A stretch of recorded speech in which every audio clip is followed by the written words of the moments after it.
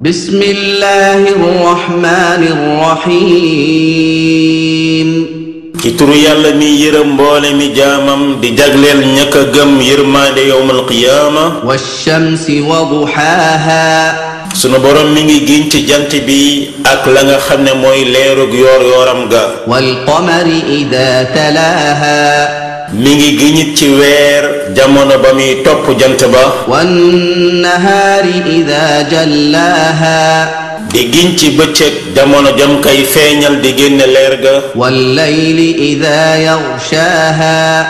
di giñit ci guddi jamono gam koy yiir والسماء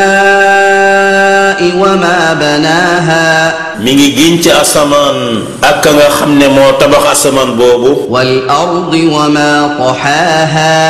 mi ngi giñ ci suuf ak ka tàllal suuf soosu ونفس وما سواها mi ngi giñ ci bakkan ak ka nga xam ni moo ko bind yeme la ko فألهمها فجورها وتقواها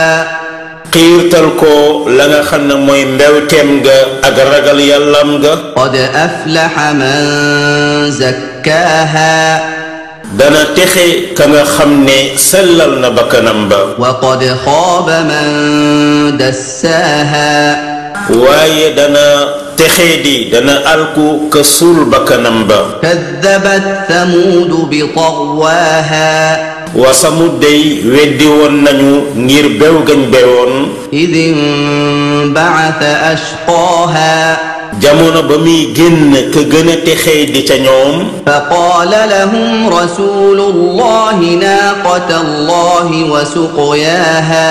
yonent yàlla ba ne leen maa ngi leen di dénk giléemug yàlla gi di leen dénk ngeen nandal ko ci teen bi فكذبوه فعقروها فدمدم عليهم ربهم بذنبهم فسواها noonu lañ ko weddee daa di rey giléem ga sunu borom subhanahu wa taala faagaagal leen ngiree seen bàkkaar ya mu yeme la ko ci ñoom ñépp ولا يخاف عقباها ca ragalul lenn loo xam ne da ko cay fekk gannaaw bam leen alagee